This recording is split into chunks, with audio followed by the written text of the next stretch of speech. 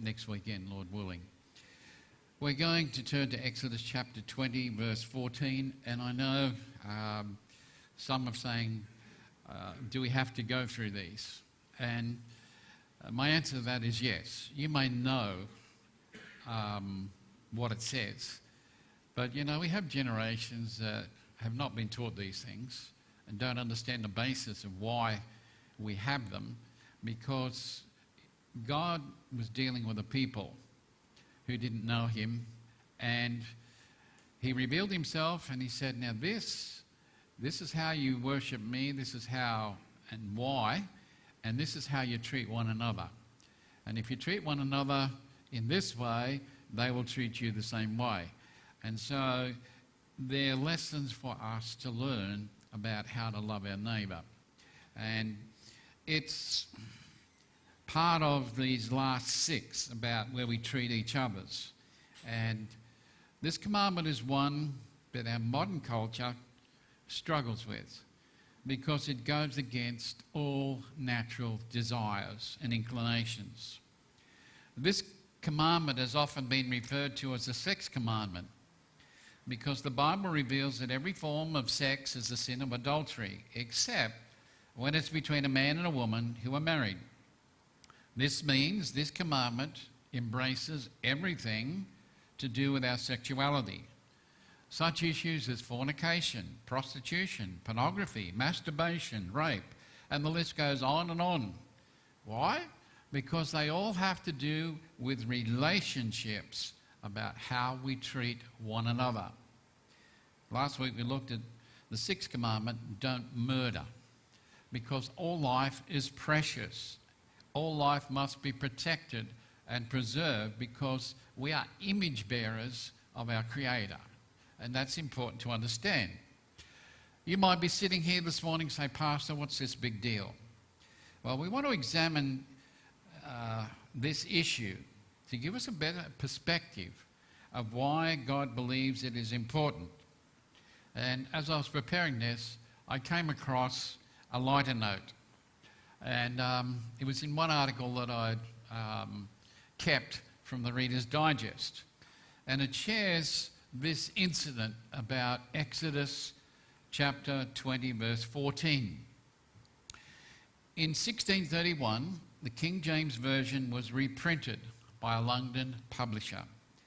This expertly crafted edition was printed on fine paper stock, imported from Sweden with high contrast ink from India, bound with exceptional Italian leather. However, this beautiful Bible had a major printing error. It was discovered the simple word not was omitted in Exodus 20:14, making it read, thou shalt commit adultery. The publishers will find the equivalent of a lifetime's wages stripped of their printing license. Nearly the entire print run was seized and destroyed. This became known as the Wicked Bible, the Adulterous Bible, the Sinner's Bible. Only 14 copies are known to exist today. We're going to look at the principle. I think we are. You shall not commit adultery. And maybe that Bible, do commit adultery, is what has been practiced by many today because maybe they've read that version. Because it is an aspect of our modern day culture today. Nobody stops to think about this issue at all. It's my body, I can do what I like. You don't have the right to tell me what to do. But we've got to make no mistake about this issue when it comes to sexuality. It sells. It's in every area of our modern day society. It knows no bounds. It seems to have no restrictions concerning who, what, where, why. Everyone does it, so to speak. Everyone is affected by it, consciously or subconsciously. The media has a big part to play in this. We're bombarded with so many mixed messages presented as our daily diet, if you like, that's served up to us. We have domestic violence against women. We have a number of rapes that are on the rise. Sexual harassment cases in the workforce, child pornography rising, pornography being accessed by men and women, it's off the charts. Now, do we have a problem in our modern society with sexuality? And the answer is yes. Did the children of Israel have a major problem in this area? Yes, they did. Did they learn from this incident when they were given it and said, you shall not? The answer is no. Look through their history. It's a problem that they struggled with. It's a problem that every generation struggles with today. And so this commandment challenges us. It confronts us as Christians on our views regarding sexuality.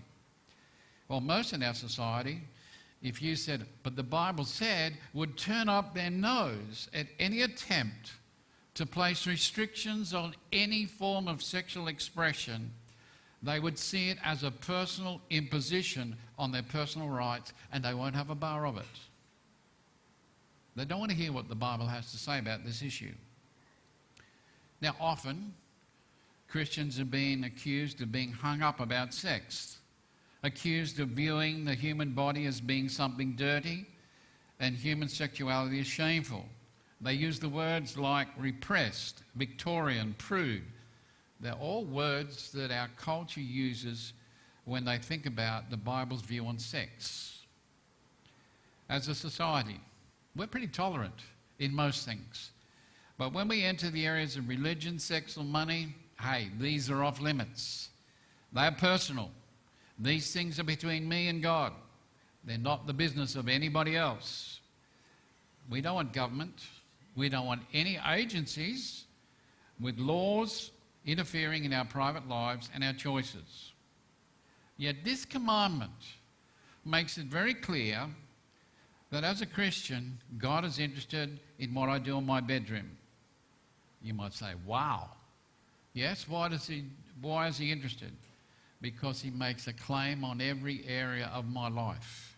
Not just this part, not just that part, but every area of my life is under his control. He says, you're mine. I've set down the required standards that I want you to do in all areas of life. That means I do not have the right to cherry pick the ones I do like and simply dismiss those that, well, I don't like that. You see, it's a package deal. You take all of it or you take none of it. God says, I will set the boundaries to what's acceptable. And you can, this is what you can do, this is what you cannot do. I'm not leaving this up for you to debate. I'm not leaving this up for you to have an opinion about it. I'm saying this to show you that the relationship you have with me will be demonstrated in the way you do these things with others. If you have a relationship with me, then you'll put these standards into practice because it's a reflection of who I am and how I expect you to live with others.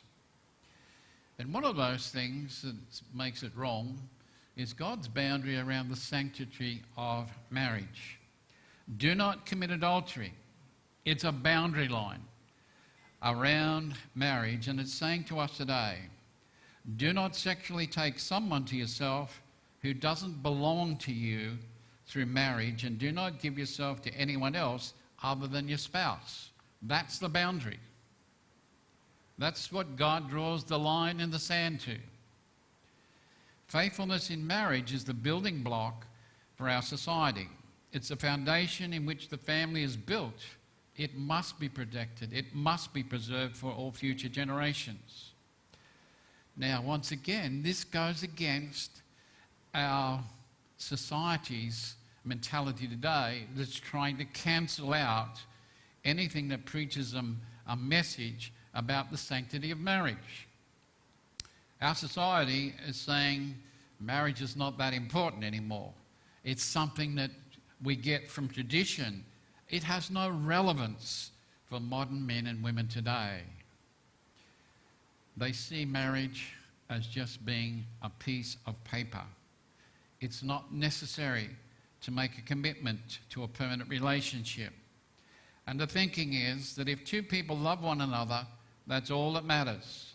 There shouldn't be any expectations. There shouldn't be any restrictions placed on couples. They should be free to come and go and do whatever they like. That's the thinking of our modern culture. Is this new? No. It goes right back to the Jewish people. They had a problem with it. And you know what? We've got a problem with it as well. You see, marriage is not a word that is appreciated by many today. Many today would rather try before they buy. And in trying before they buy, they enjoy all the privileges without responsibilities that go with making a commitment to one another. This was not God's plan for man. His ideal plan was for man and woman to be joined in a permanent relationship. And we go right back to the beginning. In Genesis 2, 18 through 25. And the Lord God said, "It's not good for the man to be alone. I'll make a helper who is right for him." From the ground God formed every wild animal, every bird in the sky. He brought them to the man so the man could name them. Whatever the man called each living thing, that became its name. The man gave names to all the tame animals, to the birds in the sky, to all the wild animals. But Adam did not find a helper that was right for him. So the Lord God caused the man to sleep very deeply. And while he was asleep, God removed one of man's ribs.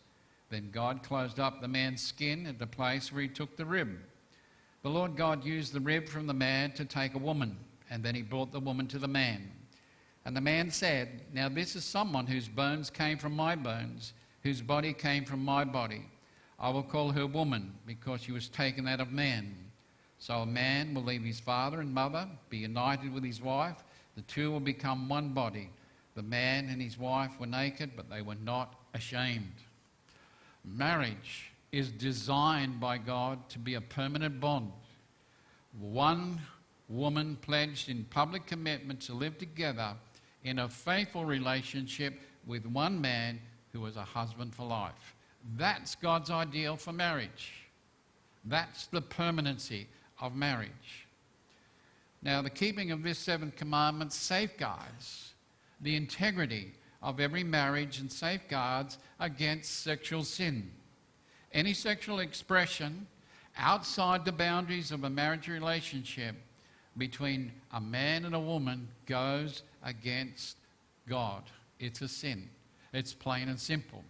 Now, many might say, "Oh, that's old-fashioned. That's out of date." This is what God says.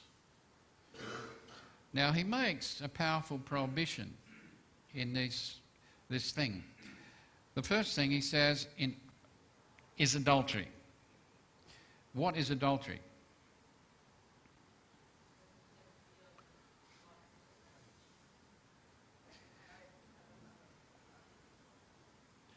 All right, technically, it's a sexual relationship with someone other than your spouse.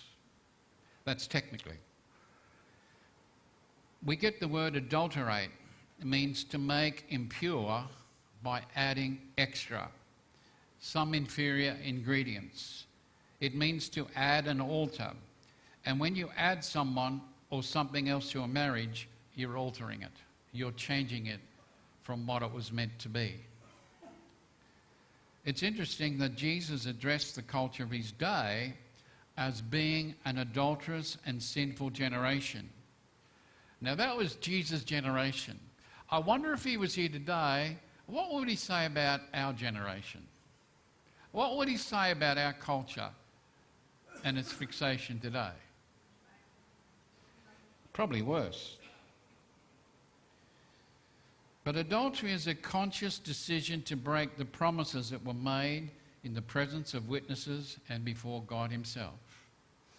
When you think about the marriage day, you think about all the guests that are together, husband and wife, they're looking radiant, staring into one another's eyes, and they make these commitments, these vows. They're saying before all those witnesses there, "This is what we promise to do until death do us part."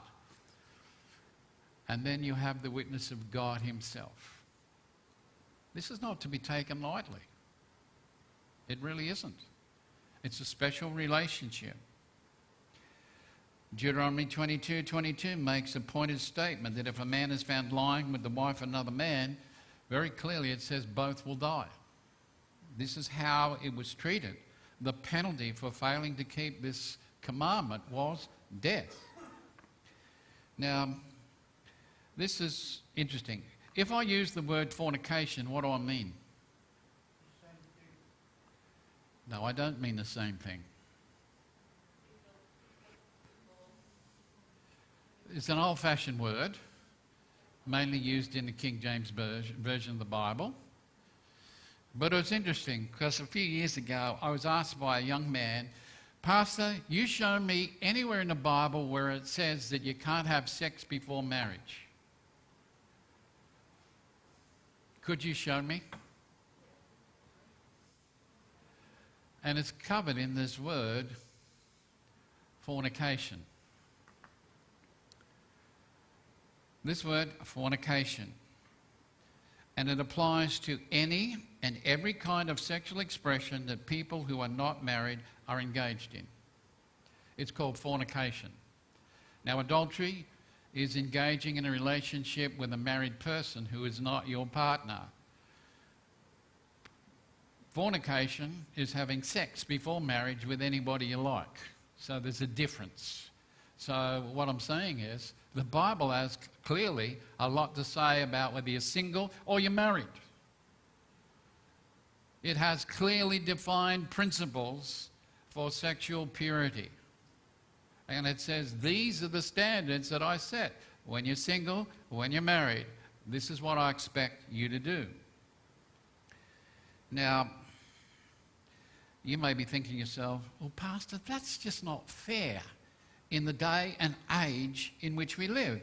I'm single. I have hormones. I have desires that need to be fulfilled. I'm only doing what comes naturally. I wonder how many times you've heard that. Maybe you've said that. Now, often, what is this referred to by our society? Often, it's referred to sowing one's oats when you're young. But the Bible says, as a Christian young man and woman, I am to control my sexual desires until they can be expressed in the right environment to the right person who will accept the commitment responsibility of a permanent relationship with me. In other words, it's waiting till the right person comes along, shares that commitment with you. Now, it challenges us to think about our behaviour. Do I have the best interests of this person at heart? Particularly when it comes to areas of sexuality. As a single man, as a single woman, do I have the best interests of this person at heart? Or am I looking for what I can get? Am I thinking just purely about myself and my needs? You see, all the sexual sins we commit challenge us, confront us with, is this how I'm supposed to love my neighbour? Is this how I love my neighbour in my behaviour? Our actions will honour and respect that person, or we will choose to defraud, and by that I mean we'll take something that is not rightfully ours and exploit it for our own benefit. Or we will devalue that person because we do not think it is worth a long-term commitment to honour that person. Challenging thoughts. Because, hey, when you're confronted by a situation, you're not thinking logically, you're only thinking in the moment. And these things happen afterwards. But for a Christian man and woman, these are the things that we must take into consideration. Am I honouring this person by my actions? Or am I defrauding or devaluing her or him by my actions? We don't think about it that way. Society says it's okay. It's a rite of passage that they promote as, yeah, that's normal, that's natural. But that's not how the Bible looks at it. Ephesians 5:3 says, "But there must be no sexual sin among you, or any kind of evil or greed. These things are not right for God's holy people."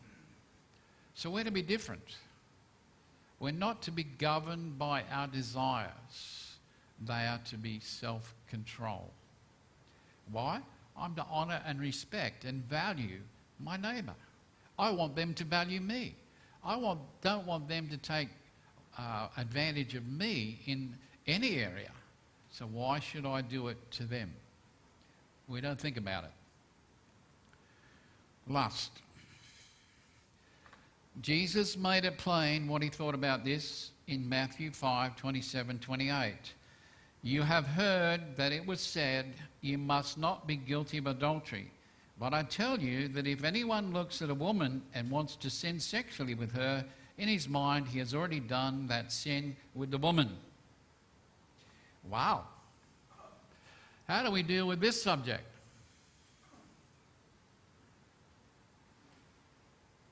Do we have a problem with this? I wonder if I asked the men, how many men have been caught looking at other women? A pretty girl goes past. "Oh, I'm just admiring God's creation." You heard that one before? Is that true?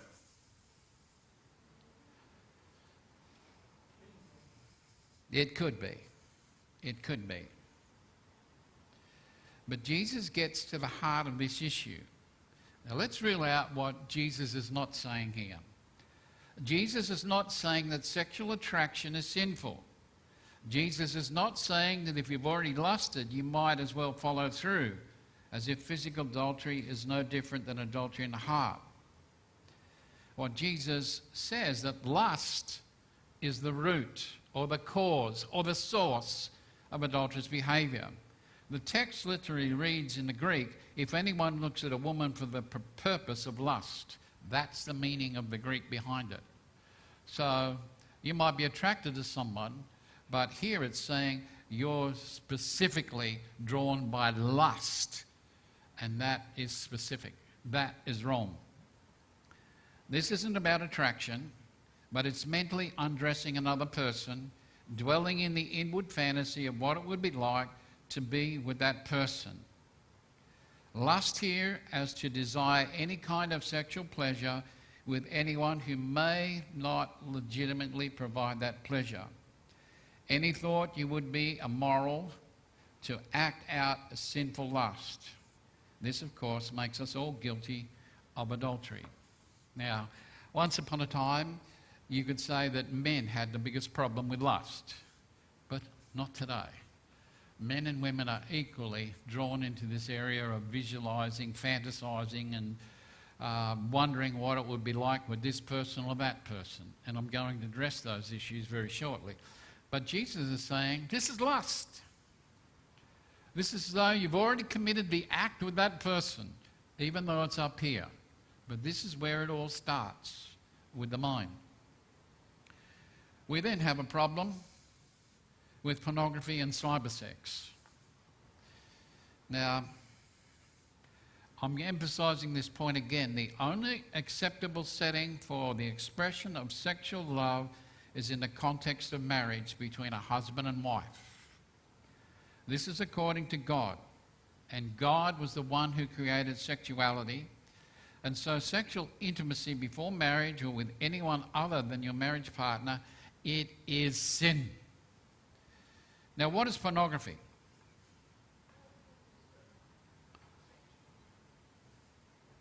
What is pornography? Do we have a problem in our society with it? More than we care to admit. Are Christians involved in this? Do they have a problem with it? Do they struggle with it? And the answer is yes. More and more statistics are showing that Christians are failing in this area. It is a trap. But pornography is depicted, the erotic behaviour, as in pictures or writing, intended to cause sexual excitement. That's what pornography is. Now, sometimes that porn may be explicit, highlighting every facet of the sexual act. Sometimes it's often called soft porn, that you see in movies where the sexual act is implied but not explicitly shown. Regardless of the kind of pornography, these depictions are a misuse of the sexual relationship that God intended for husband and wife. Rather than an act of married love, porn reduces sex to an act of lust. The lust after another human being, married or not, is to commit adultery in our hearts. To commit adultery is to violate the seventh commandment. Watching porn gives us something to lust after. And so watching porn is a sin. Now, why is it a sin?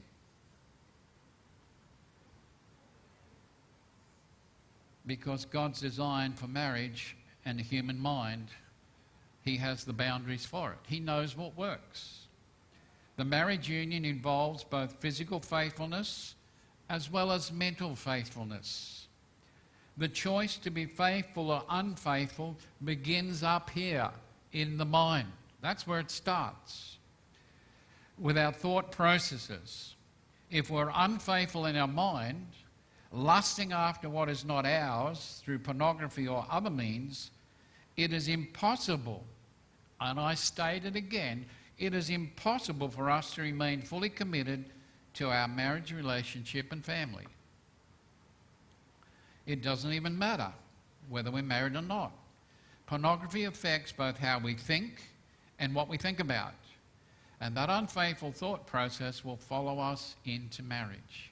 If I'm addicted to porn, and that's my image of what happens, then I'm going to take that into my marriage relationship.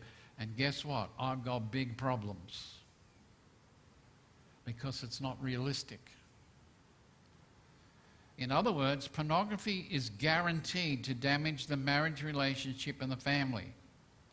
For those not currently married, to damage their potential to enjoy a lasting and healthy relationship and family life. That's what it will do.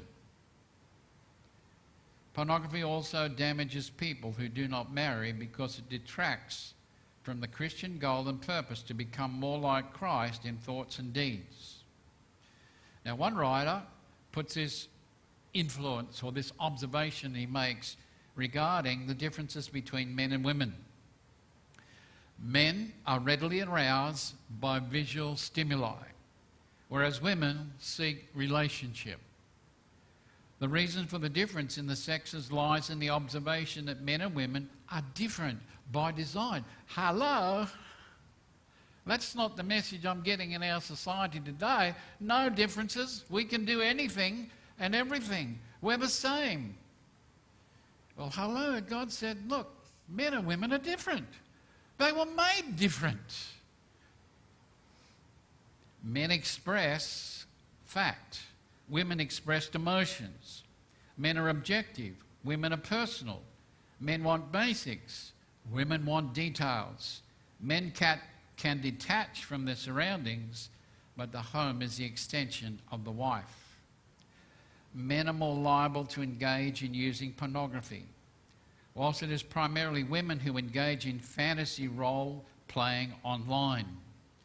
However, whether one speaks of pornography or online role-playing, either one must be viewed as violating the oneness principle of marriage.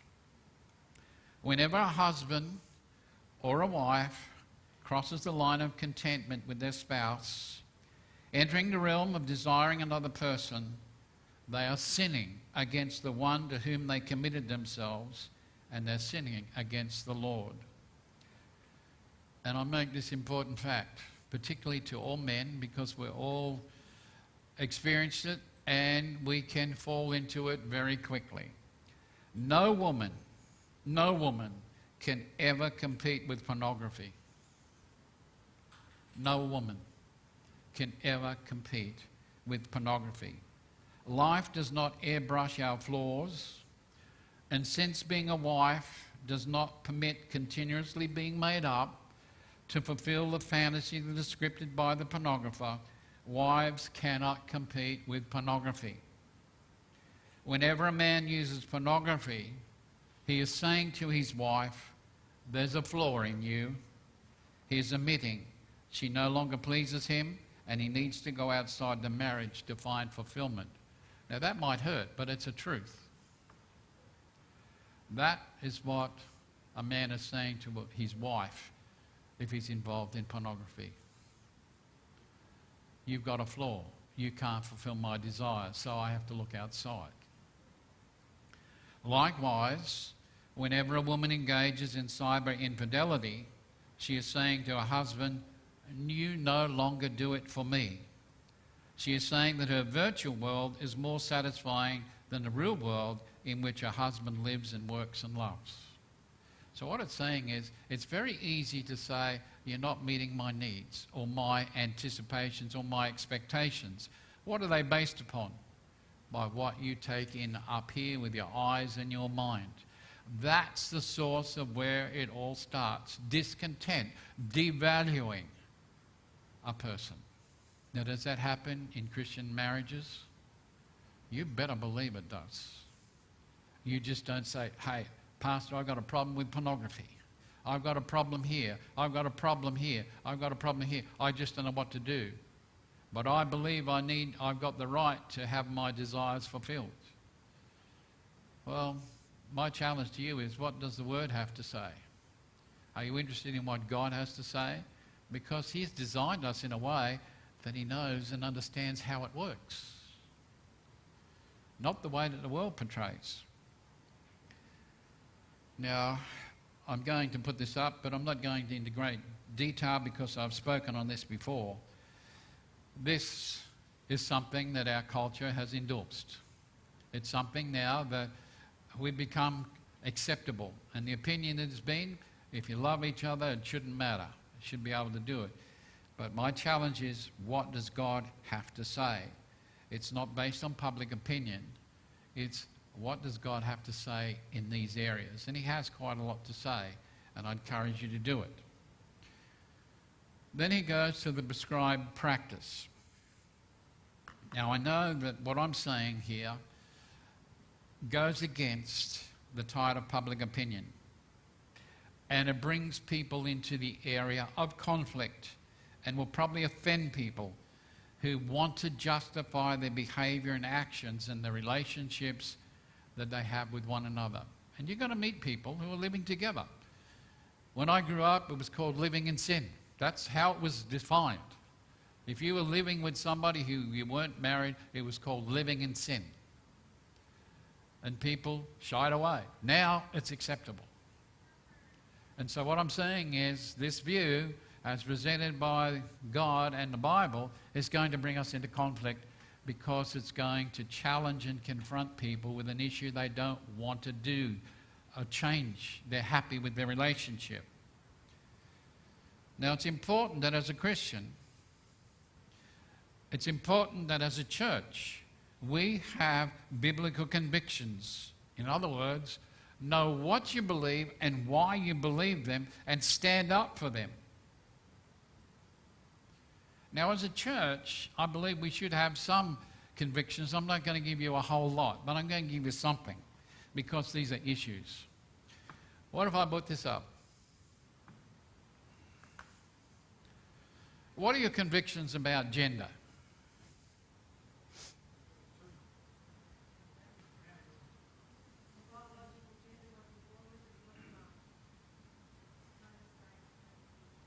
See, our modern day culture today is challenging us in what we've been taught.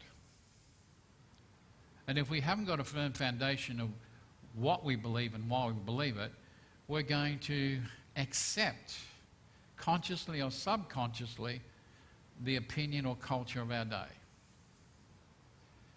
Now, our culture today is trying to eradicate any differences between men and women. We're told we can choose our gender today.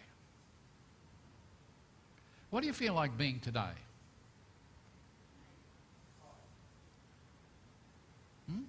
Oh, I've got to get in touch with my feminine side today.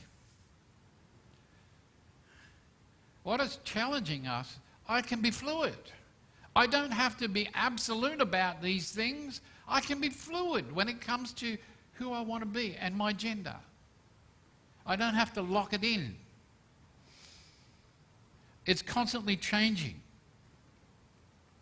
Yet what does the Bible have to say when it comes to gender? God established and expressed it in Genesis 1:27-31, where he says, so God created human beings in his image. In the image of God, I don't think I put this up. No, I didn't. In the image of God, he created them. And notice what it says next. He created them male and female. God blessed them and said, have many children, grow in number. Fill the earth and be its master. Rule over the fish in the sea, over the birds in the sky, and over every living thing that moves on the earth. God said, look, I have given you all the plants that have grain for seeds, all the trees whose fruits have seeds in them. They'll be food for you. I've given all the green plants as food for every wild animal, every bird of the air, every small crawling animal. And it happened. God looked at everything he made. It was very good. Evening passed, morning came. This was the sixth day. God looked. He created male and female. And he said, it's very good. Why? It works.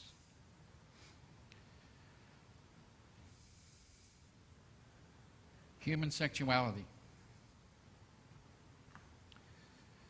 As a church, what are our convictions?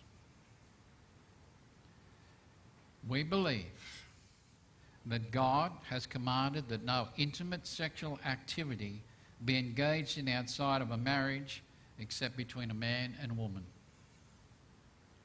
So a man and a woman who get married, they're free to express their love for one another. Anything outside that boundary is wrong. Now this would include any forms of homosexuality, lesbianism, bisexualism, bestiality, incense, fornication, adultery, are all sinful perversions of God's gift of sex. The only legitimate marriage is the joining of one man and one woman. That's what we believe that the Bible teaches. That's our conviction as a church. What about this one? Oops. Does the church have a problem with this? The church has been portrayed in the media of all sorts of gross crimes in the past, and they've been exposed. But every sexual misconduct and abuse are wrong and are to be treated accordingly. As a church, we'll do everything within our power to protect, preserve, and honour every person as being valuable. Why? Because they're created in God's image. We are each other's keeper. We'll work together to confront and stop any sexual exploitation and work with those who have been victims of sexual abuse. We'll work to raise a generation of men and women who understand and adhere to the integrity of marriage, and will fight against messages and images that objectify men and women. We will model to the best of our ability and be living examples of sexual faithfulness to one another. That's our conviction. In other words, we should stand for something. We should know what we stand and why we stand for it. The proposed policies, the boundaries to protect your marriage. If we understand the principle of this seventh commandment, we take all the necessary steps to follow God's prescriptions, you and I will want to set our boundaries to protect us from breaking our vows. Now, Malachi says this. This is another thing you do. You cover the Lord's altar with your tears. You cry and moan because he does not accept your offerings and is not pleased with what you bring. You ask why. It is because the Lord sees how you treated the wife you married when you were young. You broke your promise to her, even though she was your partner. You had an agreement with her. God made husband and wives to become one body and one spirit for his purpose, so they would have children who are true to God. So be careful and do not break your promise to the wife you married when you were young. In other words, What God is asking us to do, those who are married, is put a hedge around to protect it. In other words, stop things getting in to make you discontent and devalue the relationship you have with your spouse. Is he or she perfect? No, but they're working on it. And you made a promise. You made a vow to the best of your ability until death do you part, that you would do the best you can. Now, you put a hedge around yourself, but if you're single, also put a hedge around you as well. Because I'll put this up, I've used this once before, but sin will take you further than you ever intended to stray, will keep you longer than you ever intended to stay, will cost you more than you intended to pay. It really will. So the practical principle is to put a hedge up to protect yourself. Make sure that you're growing spiritually in the things of the Lord. In other words, that what's on the inside is right. Because if the inside is not right, then the outside is, you're in trouble. You've got big trouble. So make sure spiritually that you're right with the Lord and walking with Him. In other words, you're growing the grace and knowledge of the Lord Jesus Christ. That means opening your Bible. It means reading. It means praying. It means seeking the Lord's guidance. We're not without power. The Holy Spirit lives within us. Our bodies are His temple. Problem is, some of us are slack and never sweep the temple out as it should be. We never go to the source of power and ask for His help in setting the hedges. Remain faithful to yourself and your vows. Now, I say to young people, if you cannot keep yourself under self-control and you have a problem with remaining faithful, then don't get married until you can. You don't need to get married and then take it outside of marriage. You need to exercise that before you get married. Another hedge, avoid flirting with the opposite sex. Don't send mixed messages. Do not be alone with the opposite sex. Now, one of the things that I was taught when I first went into the ministry was never ever be alone with another woman, a single woman or another woman who is not your wife. And to the best of my ability, I do that. Why? So that you do not provide a place of temptation.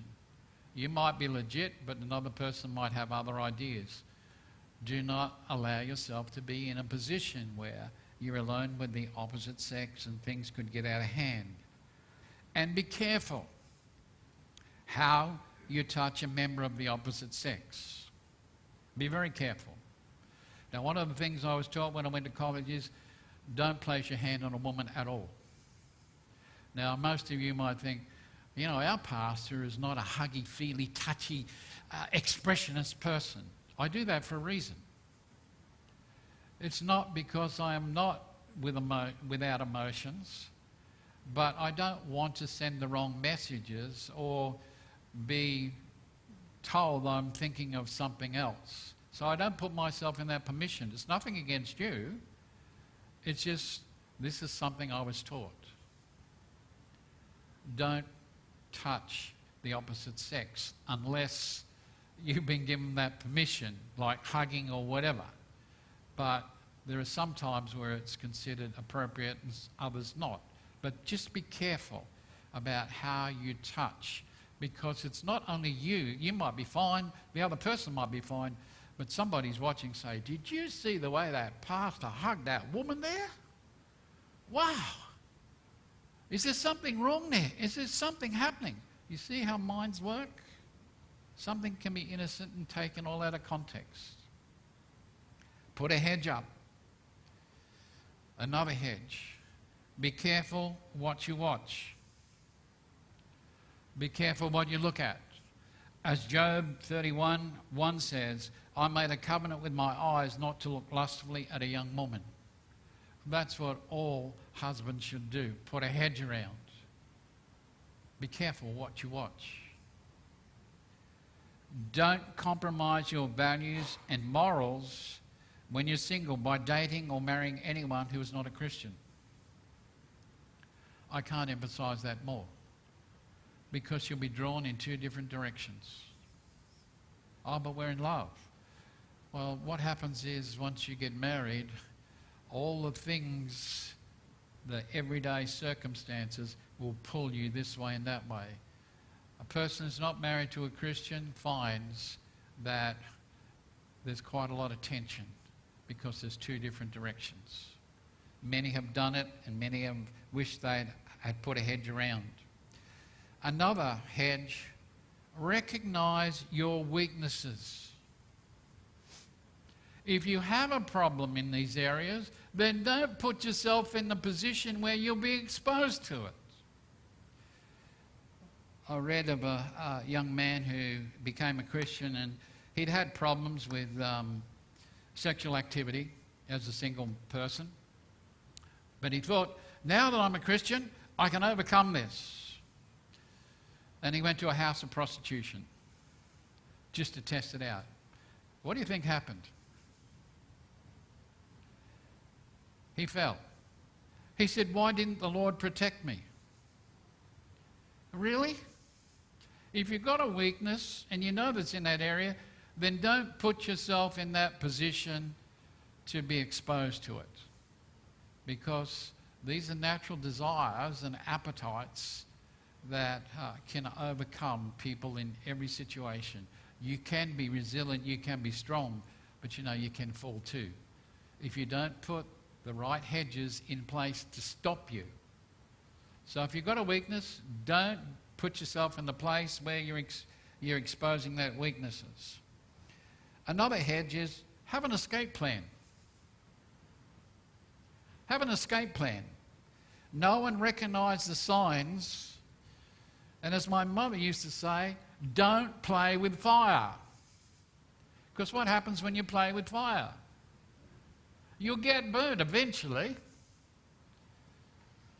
Remain faithful to who you are as a person. So in other words, have a plan of escape.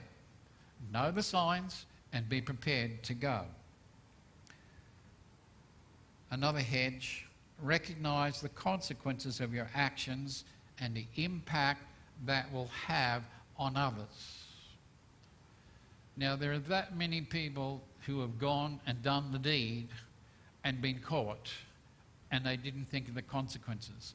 Can you imagine what it's like to go home to your spouse and say, I committed adultery.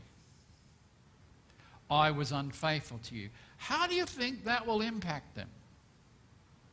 Imagine if you had a daughter and you're admitting to her, I was unfaithful to your mum. What is she going to think about you as a dad? Not very much. What will you say to your son when you say, I was unfaithful to your mum? What's he going to think about you and your actions? These are things we don't think about, but they have awful impacts and consequences. Proverbs 6:32 and 33 says, he who commits adultery lacks sense. He who does it destroys himself. He'll get wounds and dishonour, and his disgrace will not be wiped away. Satan never shows you the consequences. All he does is give you the thrill and the excitement. As someone said, be careful, little feet, where you go, for it's the little feet behind you that are sure to follow. Wise words. Flee from anything that looks like sexual immorality. 1 Corinthians 6:18, flee from sexual immorality. Every other sin a person commits is outside the body, but the sexual immoral person sins against his own body. Joseph put this into practice. If you remember, when Potiphar's wife desired to have him, tried to seduce him, listen to what he said in Genesis 39:9. How can I do this great wickedness and sin against God? What it says about Joseph, he had boundaries. Because the next verse says, he would not listen to her, to lie beside her, or be with her. He ran. He put a hedge around himself. Now, did it pay off for him? He paid the price for this hedge, for this integrity. But he didn't sell himself out sexually. He stood firmly on the fidelity of marriage and literally ran from temptation. The pathway to purity. What does God want from me as a Christian man or woman, whether I'm married or single today? 1 Thessalonians 4:3-6 says, God wants you to be holy and to stay away from sexual sin.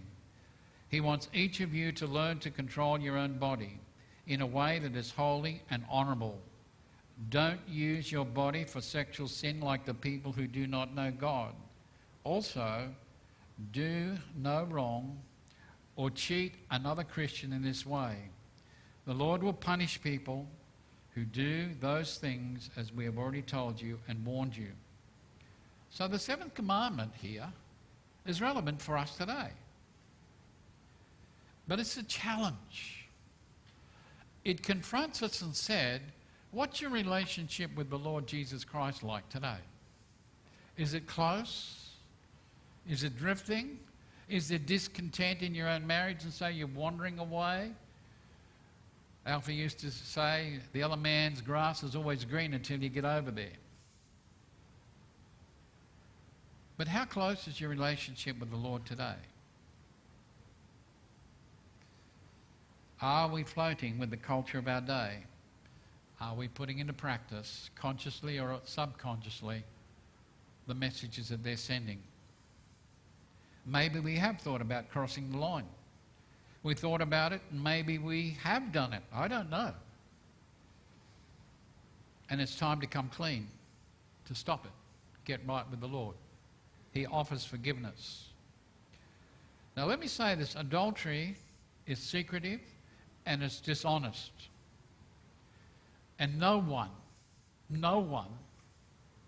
and I can put this into practice this morning, no one sitting here this morning is going to jump up and say, Pastor, that's me this morning.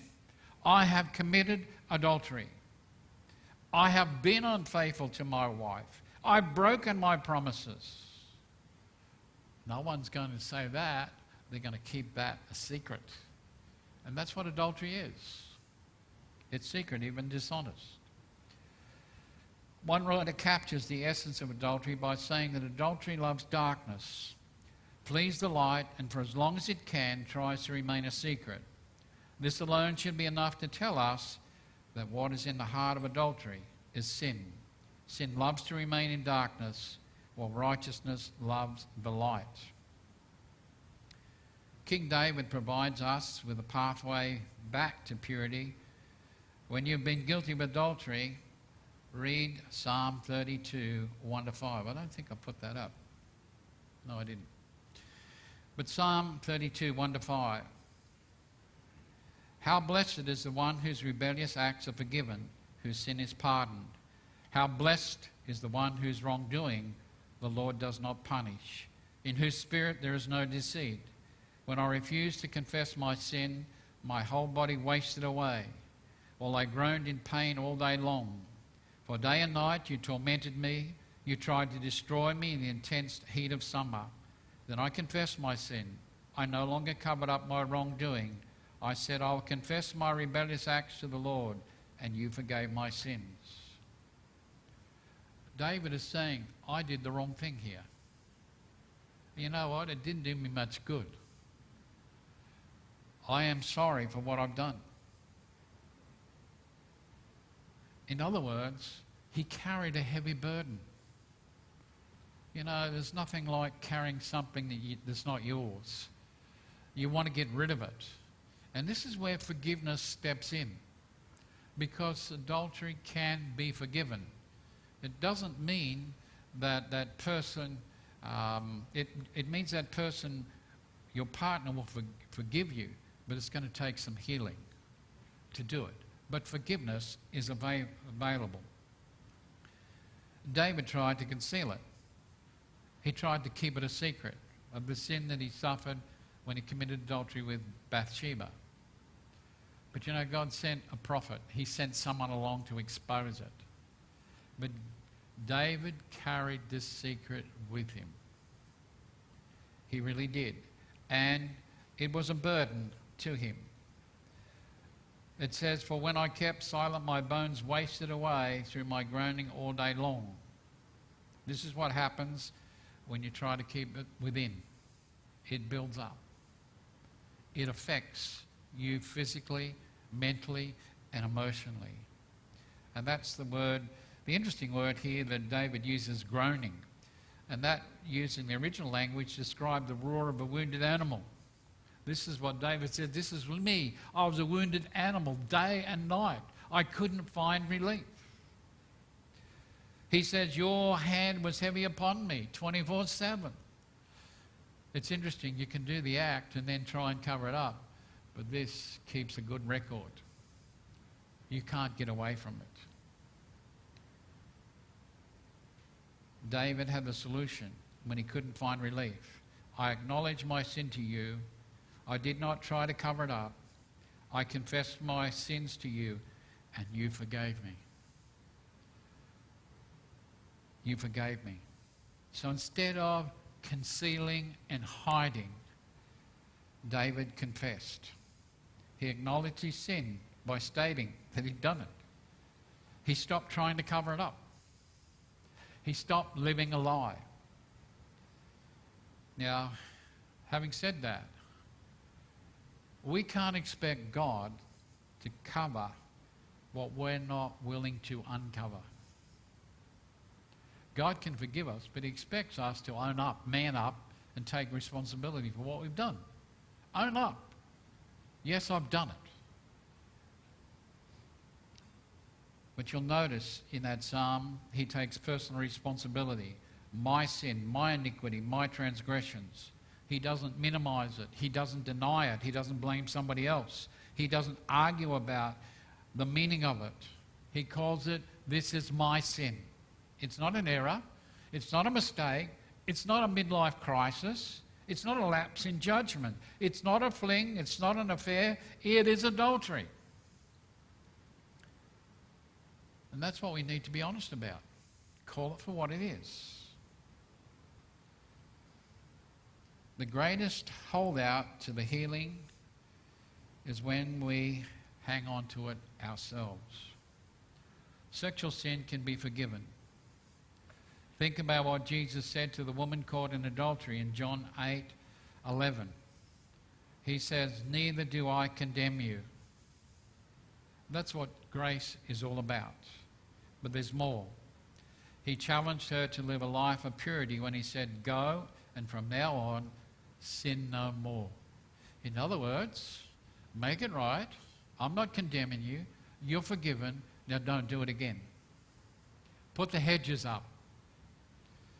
Now this is an area that confronts and challenges us as modern day Christians today, just as it did the children of Israel when they were given it. They had problems throughout their history of putting up hedges and being faithful to God. You and I have the same thing about being faithful to God in a relationship, but more so in the way that we treat each other. You're my neighbour. I'm your neighbour. Is this how God expects us to live and treat one another? Am I somebody who is made in the image of God and is worthy, valuable, needs to be preserved and respected? And the answer is yes. So the challenge is, don't commit adultery. As the team comes.